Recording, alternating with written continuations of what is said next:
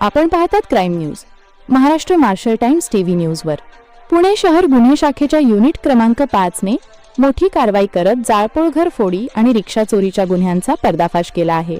18 मे 2026 रोजी हडपसरमधील संविधान society MHADA colony परिसरात पार्किंगमध्ये उभ्या असलेल्या दुचाकी वाहनांना आग लावल्याची घटना घडली होती।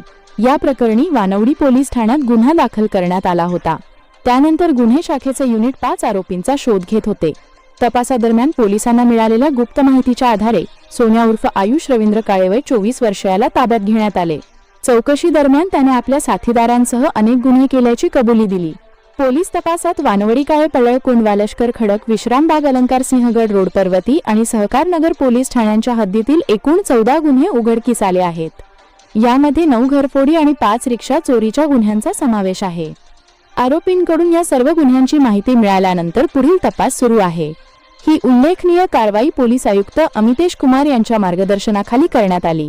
गुन्हे शाखेचे पोलीस निरीक्षक संदीपान पवार, पोलीस उपनिरीक्षक अभिजित पवार तसेच युनिट 5 च्या पथकाने ही यशस्वी कामगिरी पार पाडली आहे। पुणे गुन्हे शाखेच्या या कारवाईमुळे शहरातील घरफोडी आणि वाहन चोरीच्या अनेक गुन्ह्यांचा उलगडा झाला असून आरोपींच्या विरोधात पुढील कायदेशीर कारवाई सुरू आहे।